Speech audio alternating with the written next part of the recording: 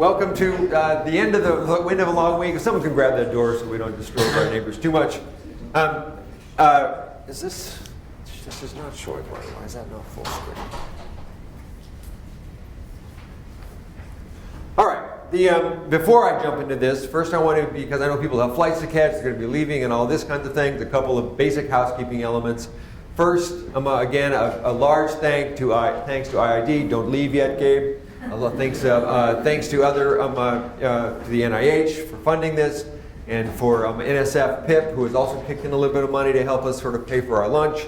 So we're really grateful for all that work, and we're grateful to everyone who's made that possible.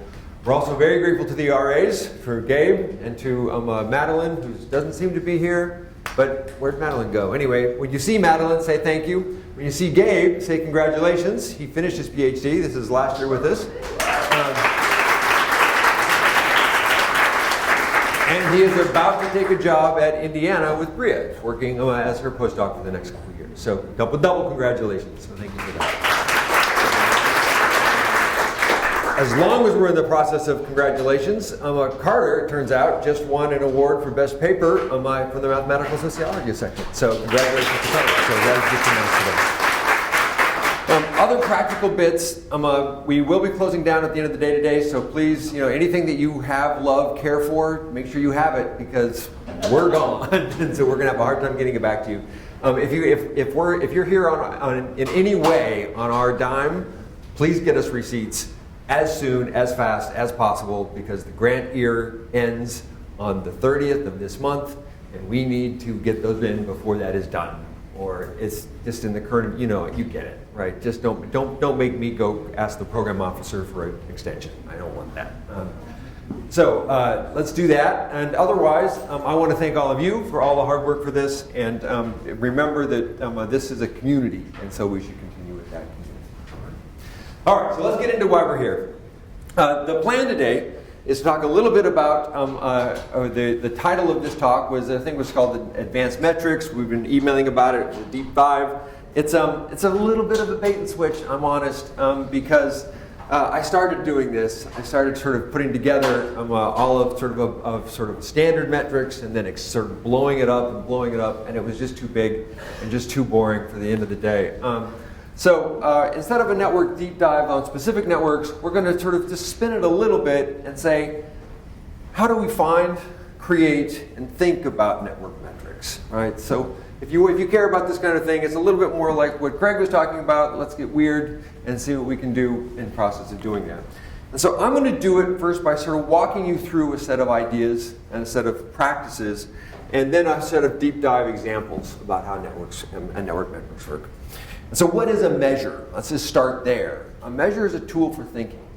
It's a way for us to understand the world a little bit and take these things that are incredibly complex, multidimensional features, and find some aspect of it that matters, right? For whatever the process is we're thinking of. So fundamentally, a measure is a tool for thinking, and we need to figure out how to go about thinking with that.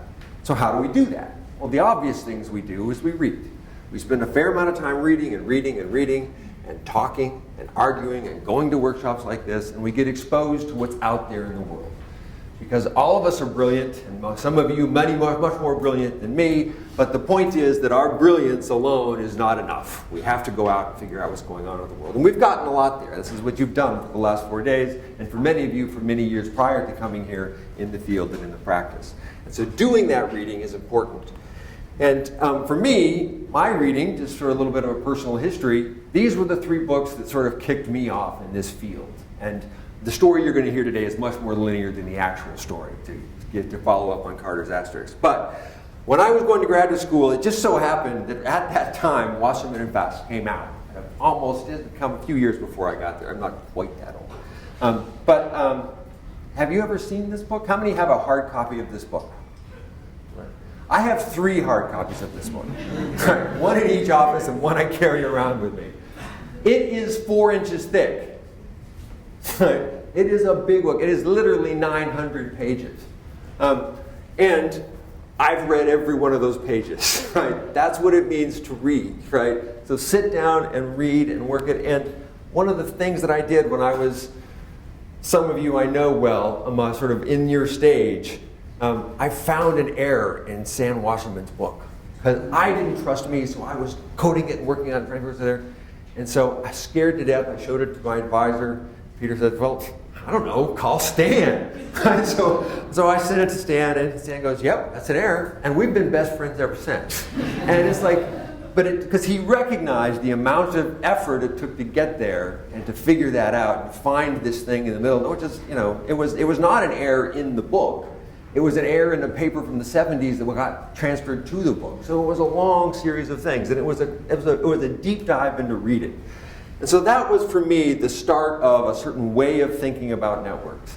And then I had the advantage, because of who my advisor was, of really getting a chance to read The Anatomy of Kinship, which is Harrison White's really sort of most structural book, I think. It's the book that where you really take this notion of roles and ideas and you play it out through a series of relations that we all think we understand, but the implications of which we have no idea.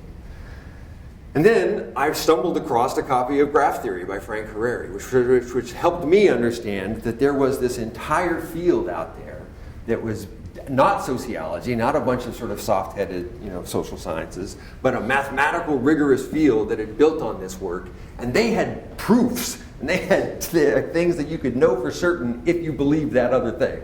And what a tool that could be. So find these might not be the books for you. I don't know what your books are, but find these books and read them. Go to the library. And why do you read?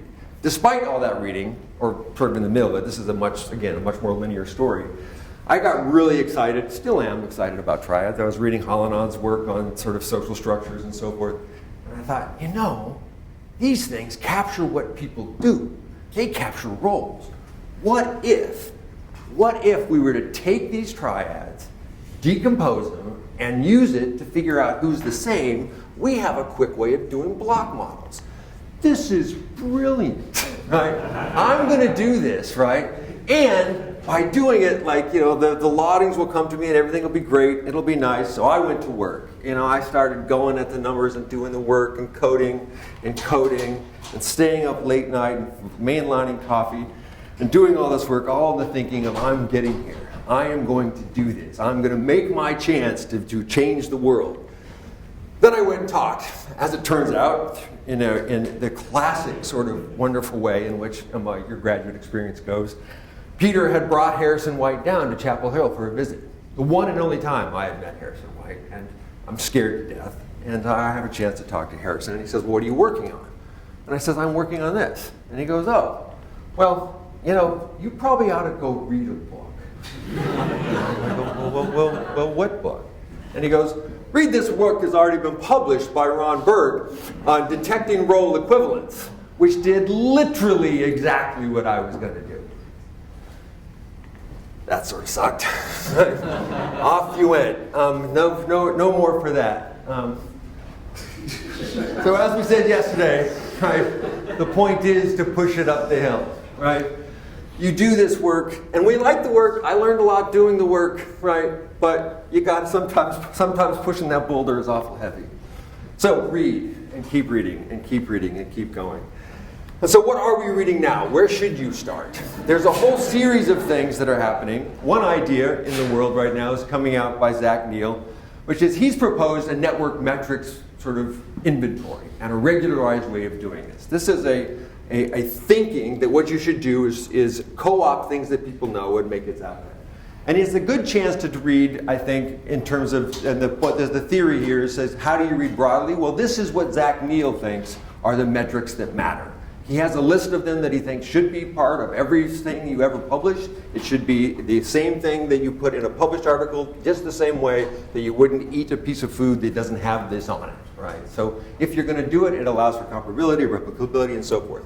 I think it's a good idea in theory. Adoption is going to be a real pain in the ass, right? And so I don't know if he's ever going to do it. But even in the course of this, in terms of putting together this presentation, I thought, wait a minute. One of the options he wants is a thing called global efficiency. I don't know what that thing is. I haven't heard this number before.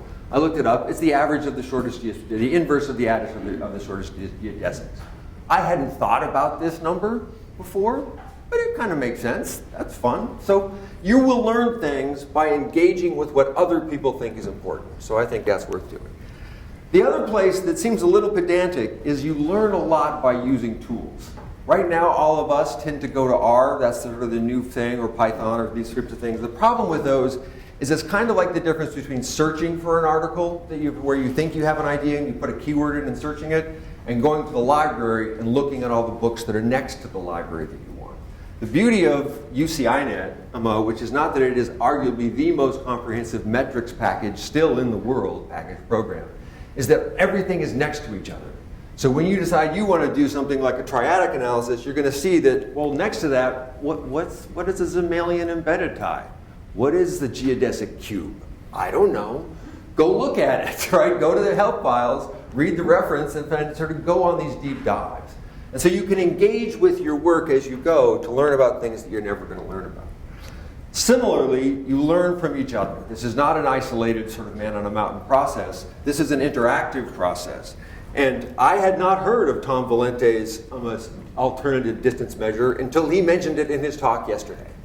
I thought, well, I should have learned it. I should have known about it, but I didn't. And it actually looks kind of cool. So he has these two measures. I'm going to give it a look. I'll see if I can use it. But that's part of the process, is that you have to go through and find these things. Read widely, review widely, read outside your discipline. There's a brand new paperwork that Scott Feld and David Krackhart, working with a person I don't know, sort of has come out with as a global measure of networks that is very closely related to degree assortativity, but different just enough, and they argue makes a really strong conditional for whether or not you can use the friendship paradox to generate an intervention. That is, this idea that you go out and instead of sampling the whole network, you ask people who their friends are and you sample that person because on average that person is more popular than the person you sampled initially. Well, that turns out that strategy only works under a certain set of conditions. And they've come up with an index to help you figure out whether your network meets those conditions. That's kind of cool. So there you have it. So this process is interactive, of moving between thinking about network structure, doing the hard work and reading, and you're going to go back and forth between this lots and lots and lots. An example for a metric that I care about, which I'm going to sort of walk you through this story, is that I spent, just happenstance, I was reading at the same time 2 books. One of these books was Durkheim's classic Division of Labor, where the question is how our society is held together. What is cohesion and where does it come from? The other book I was reading was The Adolescent Society. I wasn't reading either of these books because I want to. I was getting paid to read the latter, and I was taking a class for the former, right? But this is what I was doing, right? They were both in my head at the same time. And so I thought for a second, well, what is, in fact, the analytic measure of cohesion? And so if you go from a Durkheimian point of view, we can think about what cohesion is. It's a collectivity of cohesive, a collectivity is cohesive to the extent that the relations of its members don't fall apart. This is what we were able to derive from a Durkheimian point of view. And we thought through a series of bits that sort of drive what this might be. And we can then go through and really think about, well, what's the intuition of Durkheim? If you have an anomic society, nobody's connected to each other, it's not until we build relations with each other that we get cohesion. But it's not enough to have a little bit of cohesion. We need to have a lot of cohesion, right? And it turns out that ends up being complicated in lots of ways, because if you concentrate cohesion in a single person, why is this going so far, that doesn't do it. It turns out that the volume's not enough to do it, because if I rearrange ties, the whole volume is the same, the connectivity goes away. And so what you're doing is you're playing these games back and forth with your mind and thinking about what could be the thing that does it. And then I remembered that there's this stuff coming out of graph theory where we have the idea of node connectivity. And this is what the advantage of having read Harari and having worked and talked to this guy called Doug White, who was really the first guy to have this idea. And so we were talking together and came up with this notion that we can array cohesion across these different sets. And that's what gave us this notion of structural cohesion. That's where that idea came from. So this metric wasn't something that I invented out of the blue. It came from conversations with Doug, interrogations with classic social theory, real social problems with ad health. All of these things combined led us to this notion that classic ideas of cohesion, simple density, weren't sufficient, but these other things could do it, and that had knock-on effects that I'm going to get to in a second. So the adolescent part of this was, well, if we're really thinking, or sorry, the flip side of this is that if once we have a measure of cohesion, we might also then think about this sort of combination of this idea of economic research, which I was doing because I was working with Arnie Kalleberg at the time at UNC, and thinking about block model. And so in the economic sociology world, there's this whole literature on embeddedness. Embeddedness is a rotten concept, right? It's a beautiful sensitizing concept. Like we think about it, but it's a magic word. Measuring embeddedness, figuring out what it actually captures, is in the eye of the beholder. Like embeddedness is sort of a term you throw around when you're not quite sure, like structure in sociology, you throw it around when you need it and it plays a magic role. But if cohesion is this thing that's holding us together, and embeddedness is how our relations, our social relations, make us less than a market sort of society, but pull us together somehow, then these two ought to be related. And how are they related? Well, they're related by the depth with which people are socially cohesive. And it turns out that this mathematical measure we had is really rotten at describing an entire system, because the entire system is always not cohesive, because there's people on the edge. And because there's people on the edge, we can think, well, this part's not cohesive, but this part is more cohesive, and more cohesive, and more cohesive. And it turns out that this measure naturally gives us a sense in which our relations not only tie us together, but tie us together relative to where everyone else in the network in a manner that matches really nicely with Granovetter's structural notion of embeddedness. Now, Granovetter has a second measure of embeddedness, or a notion of embeddedness, which is a dyadic version. This does nothing for that directly, but the notion of being embedded in a social system, meaning that it's hard to pull me out, is the mirror image of this notion that cohesion is this thing that doesn't fall us apart. And so again, the idea brought us to the metric. So we do a bunch of work, we stay up late at night, we publish a paper, and things go fine. Now it turns out, of course, that this story is a fiction, like all nice myths. This myth, I've told it thus far as a story of our hero, but our hero never works alone. Our hero works with lots of people, and that's the other way you get ideas, is through collaboration. And once we published this sort of set of work, Dalia Mani came out and said, hey, Moody, perhaps it would be a good idea if we actually applied this to real large-scale economic systems, and we were able to map the entire structure of Indian co-ownership by thinking about cohesion and embeddedness. So we've taken the informal notions of embeddedness, applied the formal notions of embeddedness in the economic context, and we're able to do something kind of fun with that. So that's one way of getting it. And if you think about what that strategy is, essentially what you're doing to find metrics and to figure out what you should measure are finding problems, taking ideas from different places, and pulling together. This is a classic notion of recombinant insights. You take an idea from one side, an idea from another, you merge them together, and you get something greater than the two originally were. This is, if you haven't read it yet, there's a great paper by Ron Burt called Structural Holes and Good Ideas. That's exactly the notion, that you're taking ideas from different places. The other place that ideas come from is when you see a problem, but it's a hard problem, you can't quite crack it. You're looking, you know there's something in the box, but you don't know how to get at it. And so everyone's sort of seen this image. This is the famous image from this paper. In fact, that's not what those networks look like, for the exact reason that Carter said just 2 minutes ago, right? Because those sexual relations in this high school didn't all happen at the same time. I love to show that first picture to parents. It kind of freaks them out, right? I don't mind doing that because I don't have kids, so I can laugh at them and say, there you go. But in fact, the real relations look like this. They come on and off, and they unfold over time, and they have all of these issues. And we're selling ad health, and we're selling this process to think about disease flow. And so the real question is, how the hell does disease move through this? I know how things move through this. This is easy. I can just trace a path, I can pull up my Harari, and off we go. This, not so much. It's a real hard problem. And it's a real hard problem in a way that just requires us to think, and to futz, and to play, and to think, and to think, and to think. And nights and nights and nights, we're just pushing the thing up the hill. And you gotta love it. You gotta love pushing the boulder up the hill, because it's all it's gonna get. And finally, we broke it down into this notion of early and late. That what was really happening when you think about what constrains the flow of something through a network is that when I have it, I'm interacting with people when we're together, and I can't interact with them later. So there are some things that are before you, and there are some things that are after you. The relations my partner has with people who, with people other than me after we're together might break my heart, but they're irrelevant to me from a disease standpoint.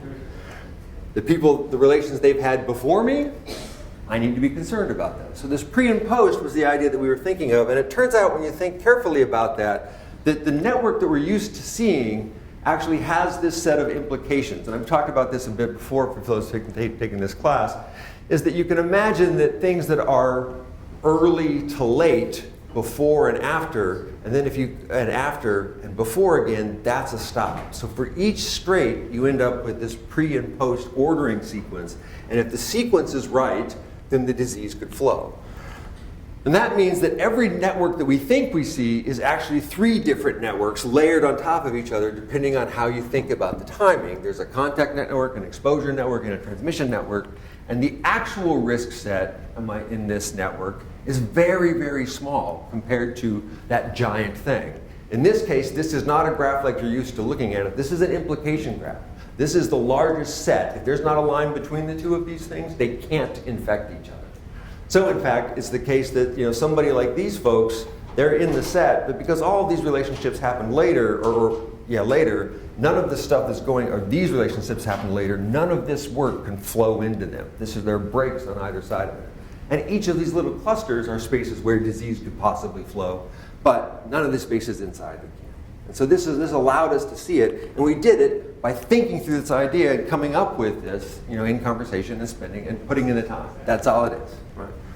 But once you have this, then you get everything that comes from that. And that's the beauty. Because once you have that, the real recognition here is that paths are no longer simply additive. The graph theory path that we're used to doesn't work the same way. So it turns out, for example, if you want to think about what the shortest path is in a network, it turns out that A can reach D in 3 steps. And from a graph theory standpoint, if D is connected to E by 1 and A is connected to D by 3, then this should be 4.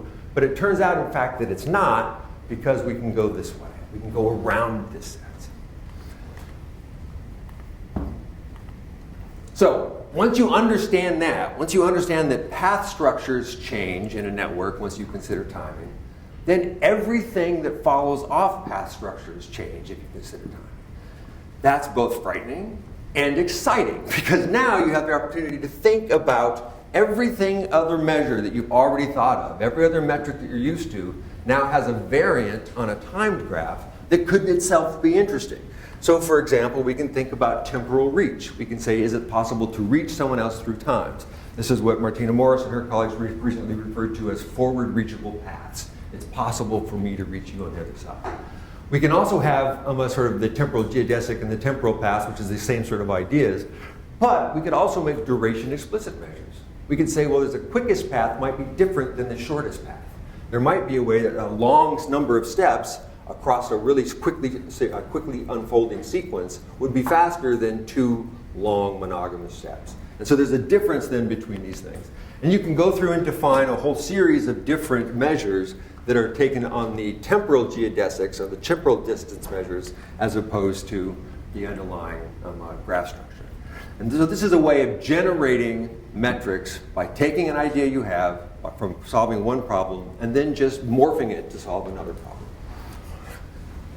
The other idea we had with this is to think about some tricks about this relationality. The real thing that when you think carefully about these timing sequences, and these are timestamps on edges, is that if we're really caring about earlier or later of the edges, the nodes become somewhat irrelevant. Right? The nodes are no longer the thing that's really driving your concern, because nodes are merely adjacent to ordered edges.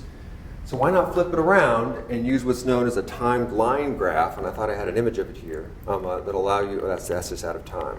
Oh, sorry about that. Anyway, you can flip these around.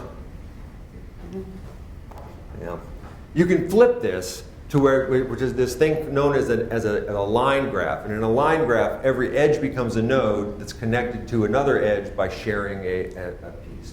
And because they're ordered in time, it becomes a directed graph. So a directed line graph allows you to see this outcome much better. So the basic idea is insight comes from identifying different sets of sets. The third sort of notion that where you can get new ideas is to think about debates in the field. Right? A lot of what we do is argue with each other over things, and there are some people who are, this is their key source. Find a fight and figure out how you can solve it. I don't like to fight. The reason Peaceful Thoughts is in is at the footer of my thing, is I find I'm a fight avoider if I can help it. But it does help. If you've done this other work and there's a fight out there in the world, you have an opportunity to say something about it. And the fight that we were engaged in at the time, or cognizant of, was, does concurrency change the likelihood of HIV epidemics? Big fight. And the reason it's a fight is because there's a logic to it intuitively that Martina Morris came up with when she first starting this, and some works that she did in simulation, in silico, as Carter pointed out. And then the regression analysis, looking at different countries with different rates and finding very low correlations. It's like, well, that sort of sucks. We think it works in the theory. We go out and test it in the way you would normally test it. We don't find a solution. What's going on? So when we came up with this timing type of stuff, this way of thinking about relations that work together in timing, it allows us to decompose when it's possible for a concurrent relationship to matter versus when it's not. And so we do that by imagining lots and lots and lots of different social structures, and then asking, is it the case that concurrency matters more in some kind of structures than it does in others? And so we did this as an in silico experiment, just like Carter said, and we came up with some ad hoc measures, which sometimes your metrics are ad hoc, which is to get around this really complicated structural cohesion problem. We just said, well, instead of finding some way to capture the pure nestedness, let's see if we can get any juice out of an easier lemon, which is just by averaging the pairwise cohesion in the network. And so we can do that in different ways, and you look at the connectivity in these networks, and it's fine, right? You end up, it intuitively matches. We get sort of much more cohesive networks here. They have a higher value on this connectivity score than do really sparse networks. And so let's generate a bunch of networks, let's actually find a bunch of networks that have this kind of structure, and then compare it to and then manipulate the amount of concurrency that's observed in the network, and ask whether or not we find an effect that differs by the structure. And you really do. It's a very strong effect. And what's happening here, effectively, is that when you have very uncohesive structures, you have no loops, you have no ways around the network. And so the timing really matters. And so just like I said the other day, you saw this graph, that's where this idea came from. The structural cohesion idea attuned us to the timing idea by thinking of the ways in which the structure essentially undercuts the limiting features of the timing. And by doing that, you end up being able to resolve this debate by noting that we shouldn't see an empirical correlation at the level of the country or the level of the network between concurrency and disease size. Because some countries are going to have lots of local loops and concurrency is going to be irrelevant. Some countries are going to have other sorts of sparser structures in which concurrency is really going to matter. And so the macro return to concurrency is conditional on the underlying graph structure that then makes the timing more or less relevant. And that's because timing is effectively a diffusion process that's conditional on local loops. You have to have these local loops. And the local loops don't matter if you already have global loops in the network intuitively. And so that's one solution to this. And we were still fighting it. This is still an argument that's ongoing. But the beauty of this kind of modeling is that we can now know really well. We can write down and show very clearly that something like concurrency is no different than birth rates and demography.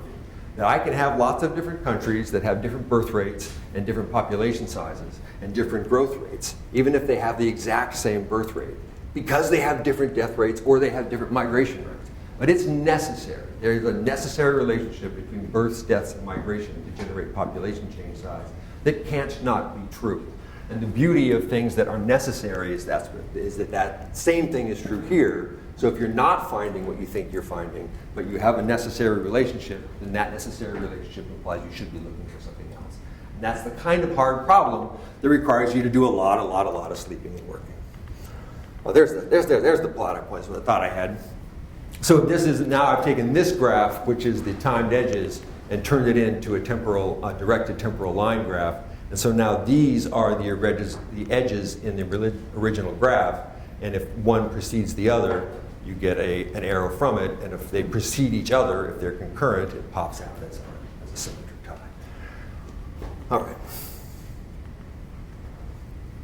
So what's the point? Why do we do this, right? We spend a lot of time working, and I think that many of us, especially when we come into this business, we think the reason we're spending all this time and energy doing this work is because we want to do something great. We want to affect the world. We either want to, cure disease. We want to get a Nobel Prize, right? We're doing it for extrinsic reasons. That's possible. That's one thing we could do. I think that's a mistake, right? You have to hope that you have extrinsic rewards. But the intrinsic rewards of pushing the ball up the hill have to be there. It has to be, that Sisyphus is happy just pushing the rock. And if he is, then Sisyphus will be able to keep adding to the collective benefit of the things we do. One brick at a time in a large wall of knowledge. Sometimes you knock a chunk of the building down because you discover something that no one else does.